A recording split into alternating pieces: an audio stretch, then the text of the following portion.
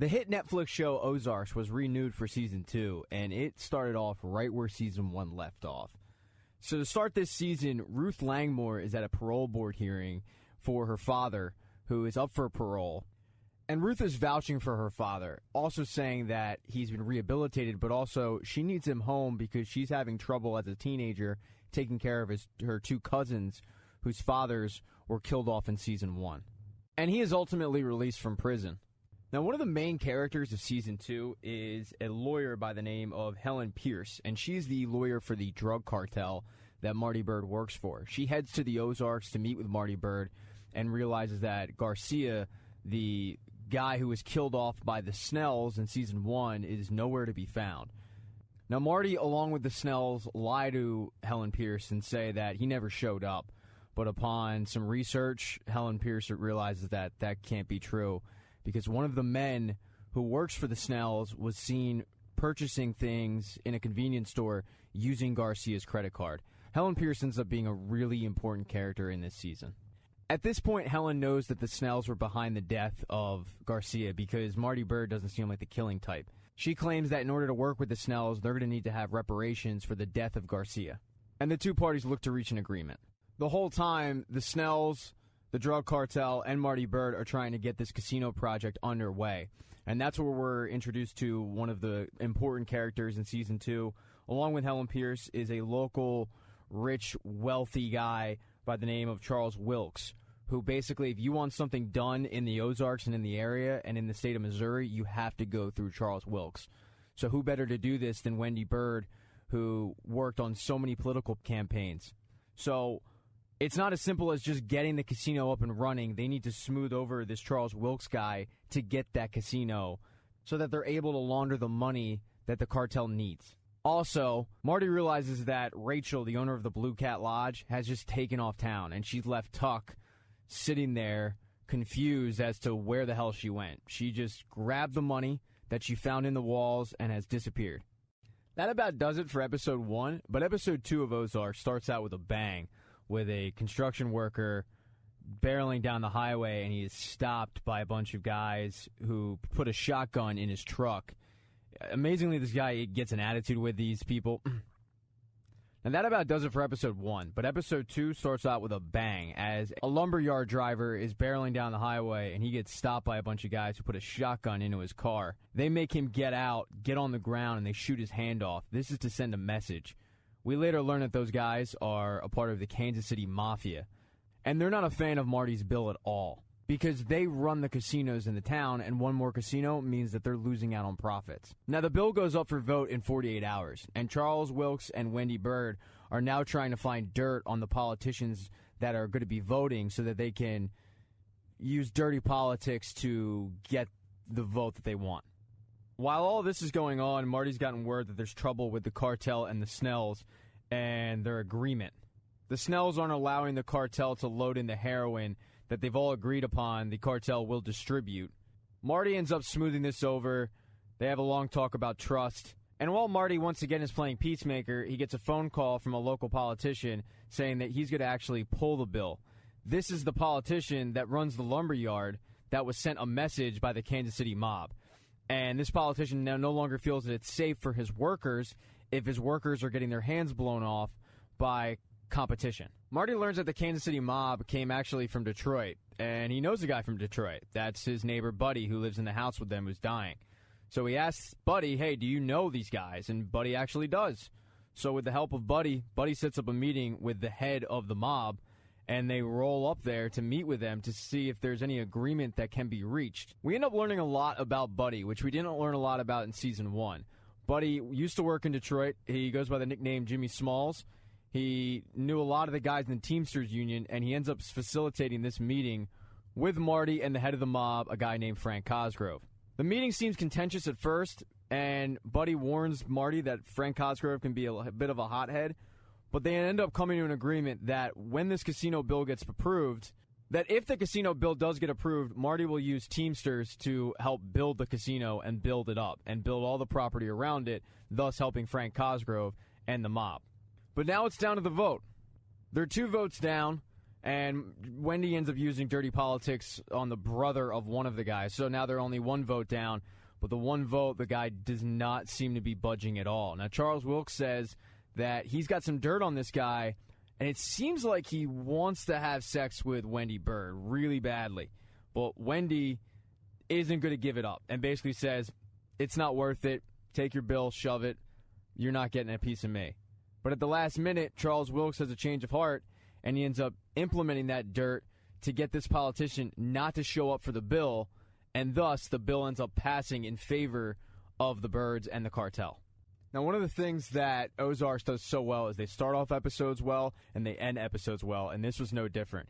We found out exactly what happened to Rachel, who basically took Marty's money and has been putting it up her nose and into her arm on a drug-fueled binge. She ends up getting in an accident and getting arrested for it, where they find all of this drug money in her car. And we are reintroduced to FBI agent Roy Petty, if you remember from season 1. He was the guy who had the relationship with Ruth's uncle. And Roy says, look, we know that you're dealing with Marty Bird and you're working with Marty Bird. And we know he's working with the cartel. So we're going to put you back at the Blue Cat and you are going to be an informant for us, or you go to jail for a really long time. Episode 3 starts out just like a lot of these episodes with an absolute bang, as the politician who skipped the vote is facing a bunch of media members who are wondering where he was. And he basically tells them to go piss off. He goes into his office and all of a sudden you hear a gunshot. The door opens and he's committed suicide. Now, the guy who forced him to skip the vote, Charles Wilkes, finally makes his demands known to Wendy. What he's planning on doing is turning the entire Snell farm into a casino, a resort with a strip mall and hotels. And Wendy explains to him, this is never going to work. There's no way they're going to give up even more land to you. Now, coincidentally, after Wendy tells Charles Wilkes that the Snells will never go for this, Marty's businesses start being shut down. The funeral home starts being shut down. The strip club starts being shut down. And it's really all for bullshit reasons. You know, there's a zoning issue here. There's a fire code here. Issues that never were present before, but have all of a sudden become present now. And the Birds clearly think that Charles Wilkes has something to do with this because he controls everything in that town. Because the businesses are being shut down, the cartel's money, the Snell's money, and Marty's money are now in liquidation. And to help out, Ruth has this idea to buy a marina from this guy she knows, and that'll be another business that they can filter money into.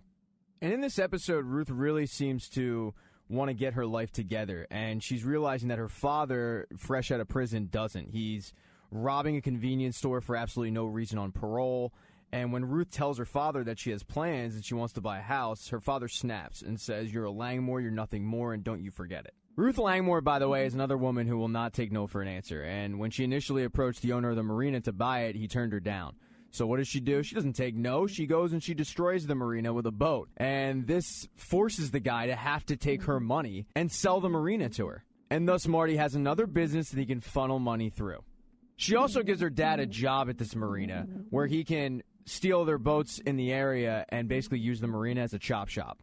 Now, Ruth's pretty proud of herself because she did all of this on her own, and she approaches Marty with this idea, and instead of being receptive to it, Marty says, Ruth, I'm sorry, but you have to go away for a while because we're being investigated by the FBI, and I need someone a little more socially acceptable to be running my businesses and not an 18-year-old girl with a track record. Now, back to the Birds, though. Wendy explains to Marty what's going on with Charles Wilkes and his demands. Marty explains to Wendy that his businesses are being shut down. Please approach the Snells. And Marty does that. And the Snells say, you got to go after Charles Wilkes because he's now coming after your livelihood and our livelihood, and you have to get back at him. And Marty does not want to do that. He's not a confrontational guy. He wants to resolve this issue. Rebecca finally reappears at the Blue Cat. She's wearing a wire at the behest of the FBI. She's going to try to get Marty to incriminate himself, but Marty kind of sees through this. He realizes something is up and something's fishy, that she just now reappeared after stealing some of his money. Wendy Bird is approached by a reporter who actually ends up being the same reporter that approached the congressman who killed himself.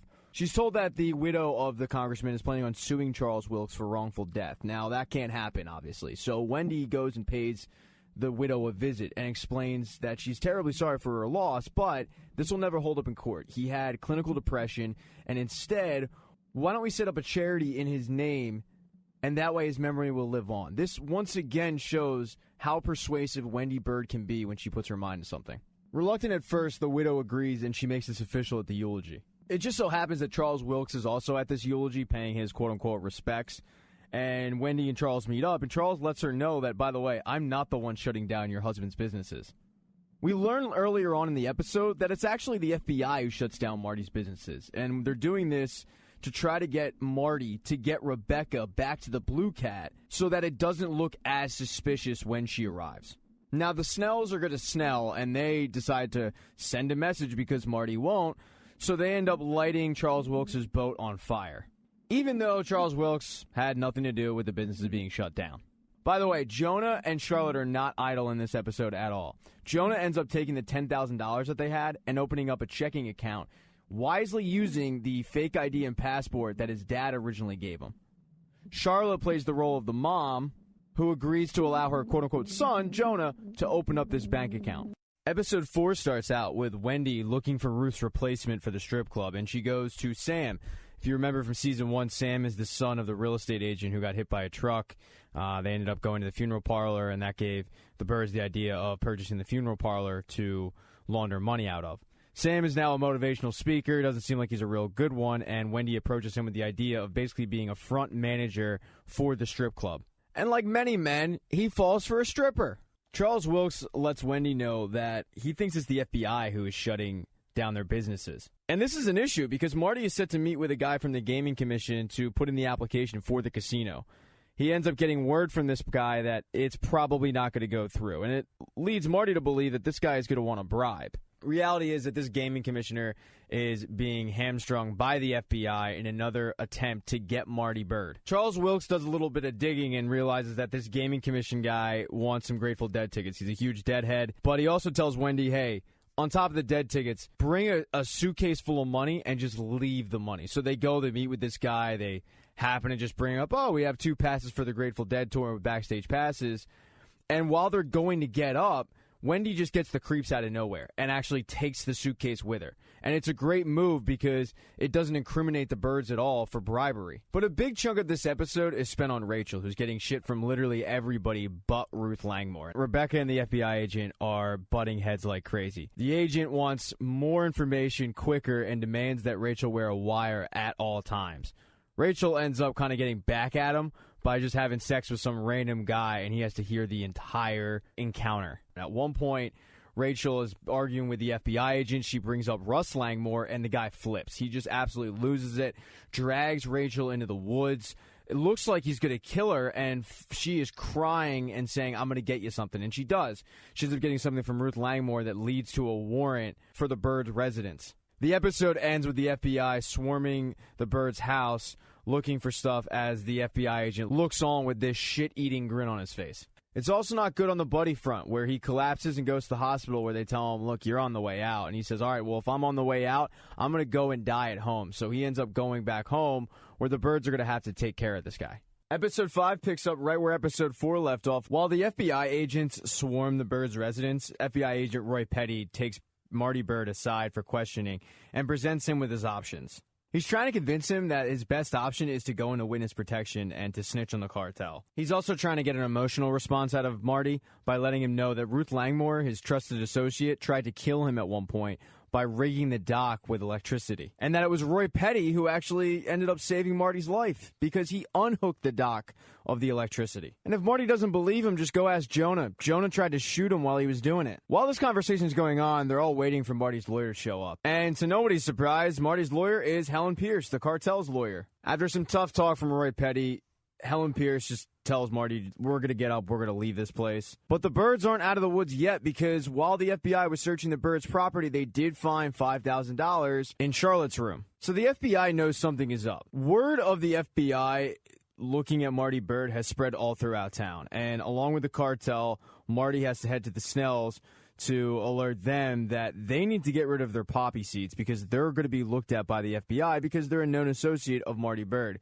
The Snells have already started flooding their land, by the way, but they have no interest whatsoever of getting rid of their poppy seeds. This is another example of the Snells just being hard-headed. They're not realizing that if the FBI finds the poppy seeds and finds the heroin, there goes the casino, and that is the biggest thing. Roy Petty knows he's close to something with Marty Byrde, and he goes to Ruth Langmore in the parking lot in a very public place and confronts her. And as he's confronting her, he says, hey, by the way, look over your shoulder. You see those people in the car? That's the cartel. And now they know that we are very good friends. And even though the conversation wasn't going to that, it looks really bad for Ruth. Because what Roy Petty says is exactly what comes to be. The cartel goes to Marty, shows Marty the pictures of Ruth and Roy Petty, the FBI agent, and Marty's just not buying it because, this could be a frame setup. But the cartel aren't so sure.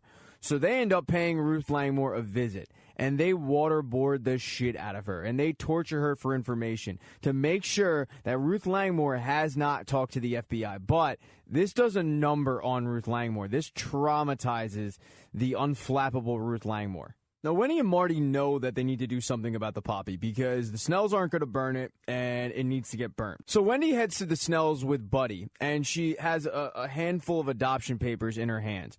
Earlier on in the episode, Darlene Snell was at an adoption clinic. She's been obsessed with having kids, having a legacy. So Wendy's taking advantage of this, and she gets on the property with adoption papers to make it look like she's trying to help Darlene Snell get a kid. Really, she's only doing it to get on the property so that Buddy can then go and burn the poppy seeds.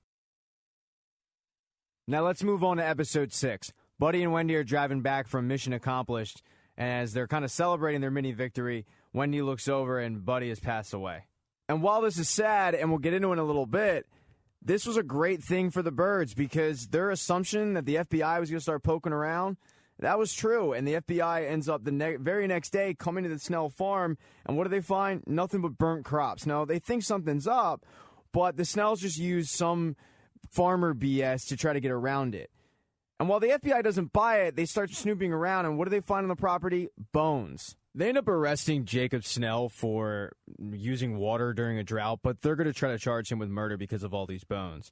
And this is an issue. Marty, Wendy, and Darlene Snell get together to try to figure out whose bones these are. Are these nefarious individuals, or is this just, possibly a family member that you just buried? And Darlene's not focused on that. She's pissed off that somebody burned their crops, and finally Wendy comes clean and says, I burned your crops. And not only did I burn your crops, I saved all of our asses by doing so because the casino is still a possibility thanks to me. And if the FBI finds heroin and bones, you would have been arrested for drugs and murder.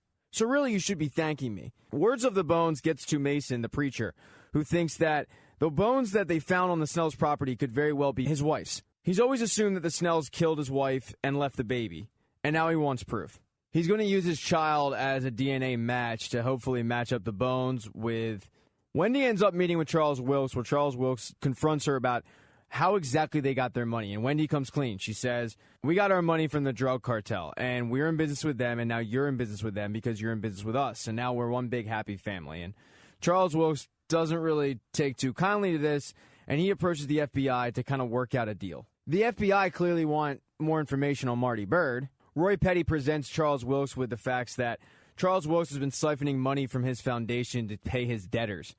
But he hasn't been the only one who's been researching because Charles Wilkes, as usual, has been doing his own research on Roy Petty. Charles Wilkes has the mugging of a drug dealer, the drugged-out mom, trashing his hotel room, and just all the stuff that Roy Petty has got into. Roy Petty is completely taken off guard by this. After all this comes out, Charles Wilkes looks at Roy Petty and says, I will give you everything I have on Marty Byrde as long as I go free and Wendy goes free. Wendy ends up approaching Mason, the preacher, on the street and tries to convince him not to go in with DNA testing with his child to try to prove that the bones are his wife's. And we don't really know if she's doing this out of the kindness of her heart because she's explaining to Mason how dangerous the Snells are, or if she's doing this to just save the casino. And I think it's a little bit of both. But it doesn't even matter in the end because the DNA tests come back and they were all members of the Snell family. Jonah's been keeping busy by writing papers and doing homework for kids at school, and one of these kids comes up to him demanding that he have the paper that he bought, and Jonah doesn't have it. And Jonah offers to give the money back, but the kid doesn't want the money back. He wants his papers. So the kid ends up kind of trying to beat up Jonah, and in comes Wyatt Langmore to save the day. Wyatt and this kid end up getting into a fight, and this causes Wyatt to get expelled from school because there's a zero-tolerance policy for fighting. But Jonah only gets 10 days. But because of this, the Byrdes learn that Jonah has been funneling money into separate bank accounts that he used his fake ID for to open up. Wendy sums it up best. Jonah is laundering money under his second identity. Charlotte is stealing drug cartel money. And she's telling secrets to Wyatt Langmore, who incidentally thinks that Marty is the one who killed his father. They end up having a memorial service for Buddy, and a lot of people end up showing up thanks to Jonah, who found a Rolodex in Buddy's belongings, and he called every single person in the Rolodex to tell them what happened to Buddy. One of those people that shows up is Frank Cosgrove, and he's, asking Marty about the deal and stuff. But a big moment in this is just how attached the family got to Buddy and to see their reaction to Buddy passing away. The episode wraps up with Marty chilling in the Blue Cat, where Rachel seemingly makes a move on him and kind of throws herself at him. And as they kiss, she ends up unbuttoning her shirt, and it looks like she's ready to, do some adult stuff. And she shows Marty that she's wearing a wire. Episode 7 starts out with Ruth Langmore and her father. Her father is working at the marina that Ruth Langmore bought. He's basically been treating this as a chop shop, and he meets with a potential buyer who lets him know that, hey, if you find this one piece of equipment, I'll pay you $10,000. Ruth just happens to know where it is. We'll pick that up a little later. Back to the birds, though, where Wendy tells Marty that Charles Wilkes thinks that he's going to get arrested by the FBI. He gets a little unnerved by this, and Wendy just says, look, what does it matter? If it happens, it happens. But until it happens, there's still business to be done, and they go meet with a PR person for the casino who lets them know that they, as a whole family, will be interviewed by somebody from a newspaper. But that's not quite what's on Marty's mind. He meets with Rachel at the Blue Cat, who is trying to get some safety for herself from the FBI. She asks Marty to vouch for her to the cartel. And he says, I vouched for Ruth, and they waterboarded the shit out of her. He lets her know that he can't really vouch for anybody because at this point, they could kill everybody that he knows, including his family. Wendy, meanwhile, is kidnapped at her house by somebody who we later learn is Mason the preacher. Mason's irate because his child was taken from him by the police in the previous episode. The reason that his child was taken from him is because he's on the street corner in the cold for hours at a time, basically yelling at people for not reading the Bible. So Child Services was obviously called. Mason is convinced that Wendy and Marty are behind this, even though they're not. But all Mason wants is to get his kid back, so he finally makes contact with Marty and says that if Mason doesn't get his child back within 24 hours, the Wendy dies. Wendy's trying to buy herself some time and confide in Mason and lets him know that his wife's body was actually found at the property of the Snells, but the Snells paid off the police to say that it was just a family member. Marty goes to Charles Wilkes to try to get Mason's kid back, and his whole plan is to pose as a person who is willing to foster Mason's child, but in reality, he just wants to get Mason's kid back to Mason, who, coincidentally, is not holding up too well. Marty does, in fact, get the kid, and when he brings him to Mason, Mason just loses it and starts accusing Marty of doing something to the kid, keeps repeating, how do I know when I walk out of here the cops aren't waiting? He starts demanding that Wendy come with him. Now, Wendy has been hiding a screwdriver and is looking to kind of make a move on Mason. She ends up stabbing him, and Mason drops the gun that he's holding. And when this happens, Marty ends up shooting Mason. And I want to remind everybody that this is the first time that Marty Byrde has actually ever killed somebody on the show. And he does not handle this well at all. Episode 7 wraps up with that interview by the newspaper with the entire family. And really, Wendy shines in this episode because she's the one who has to carry the interview because Marty's mind is elsewhere. He just killed somebody. He's not thinking straight. He's not ready to do an interview about a casino. Whereas Wendy, who's done PR, knows exactly how to answer these questions and really answers for the family. And finally, back to the Langmores. They go to the dock to get that $10,000 piece, and the owner of the property comes out. Ruth and her father have to hide under the boat, and while they escape, Ruth finally has a nervous breakdown and just loses it. Episode 8 starts out with Rachel overdosing on heroin that was heroin from the Snell farm. The reason that she overdoses is because Darlene Snell has been tampering with this heroin, putting fentanyl in it. And when the cartel finds this out, they are pissed because it's messing with their product. But the Byrdes have an issue, and that is Mason's child, who they have to take in. They're telling everybody that Mason ran away, but nobody is buying that. And on top of that, Beecher, the gaming commission guy, did not write a glowing recommendation for the casino project to get underway. So Wendy has to go back to Charles Wilkes and try to get help. But Charles Wilkes is not interested in doing business anymore with the Byrdes or the Snells. Wendy ends up approaching Jonah about his fake identity and wants to know how feasible it is to transfer money into somebody's account and to donate money. After Charles Wilkes tells her that he has no interest in helping her, she ends up donating his foundation under Jonah's fake alias, Mike Fleming. And it just so happens to be the exact amount of money that Charles Wilkes owes some debtors. Marty's been busy in this one. He ends up getting Wyatt Langmore re-enrolled in high school. But Charlotte, his daughter, wants to be emancipated. She's sick of the hypocrisy of helping out the Mexican drug cartel, but being told, you can't speed, you can't stay out late, you can't smoke weed, you can't do this and that. So she wants to be emancipated and wants to wash her hands of the entire situation. That's not the only thing Marty's been doing, though. He tries to get Rachel out of Roy Petty's hands.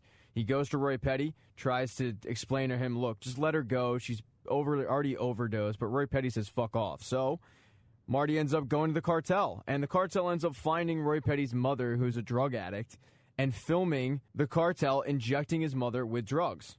Marty shows the video of Petty's mom getting injected and says, you got to let Rachel go. And at this point, Roy Petty knows that the cartel can get to his mother whenever he wants. And his mother and Wyatt Langmore's dad were really the only two people that he ever cared about. So he ends up reluctantly agreeing to let Rachel go. Marty approaches Rachel, gives her a bunch of cash, says, go down to Florida, go to a treatment center, get yourself right, but Roy Petty's never going to bother you again. Ruth Langmore and her father continue to look for Marty's money, and they're convinced that it's in the funeral home. So they end up going there looking for the money, but it's not there. And Ruth's dad ends up losing his shit.